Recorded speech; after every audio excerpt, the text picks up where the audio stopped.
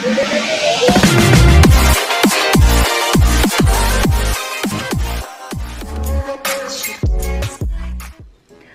guys, I'm back with another grocery haul. This time we'll start with my chicken thighs. So I'm gonna cut this probably in thirds and I'm gonna make different ulams with this. These are my ground chicken. I'm gonna make some chicken chili. These are some turkey bacon. So I got 2 of those. This is my preservative-free hot dog. And ito yung aking sausages. They're also preservative-free. They're maple breakfast sausages. Also, I got my preservative-free ground pork. I have 2. This is my frozen squid. And I have some shrimps over here. Okay, back on this side, I have my croissant. And I have 2 loaves of light rye bread. And I have 2 packs of eggs. On to our vegetables and fruits. First, I have my small mini cucumber or small cucumber. These are great for snacking. The kids just dip it in ranch dressing or Caesar dressing. I have my frozen corn. I'm gonna use probably half of this pack together with my ground chicken chili. I have upo in here. So this is how big our upo. Tingnan nyo naman. Ang lalaki.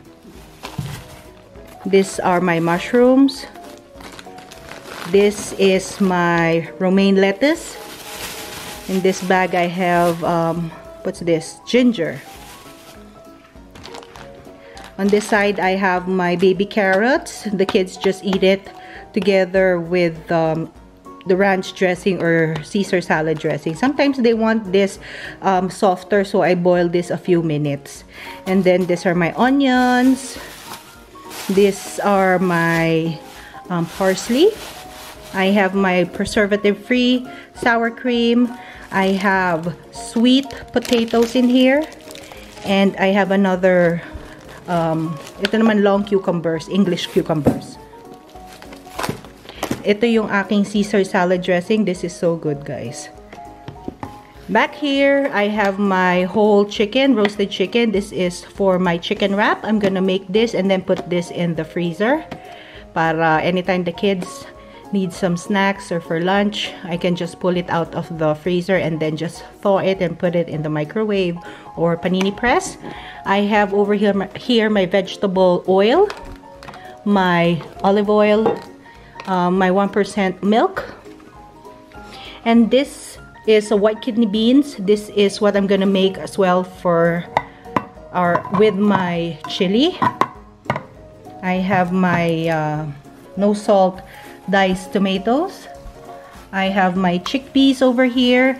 I'm gonna make some hummus. On this side I have my tomatoes. I have my potatoes.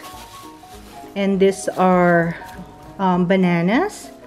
Ito, I'm gonna make chicken tinola tonight. So these are my sayote. I also have my blueberries in here. I have also my small tomatoes, or these are probably, I don't know if this is cherry tomatoes or grape tomatoes, but these are good for snacking as well. I have some grapes. And then I have an orange over there. And this one, it's Tostitos chips, hint of lime. Oops. This is, ito yung ginagamit ng mga kids pandip dun sa aking hummus. It's really good.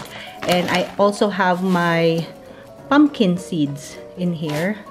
Pumpkin ba yan? Or, yeah, I think it's pumpkin or sunflower seeds. Pumpkin seeds.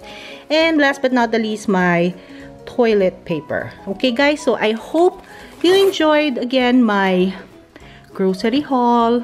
Until next time, thank you for watching. Have a good day.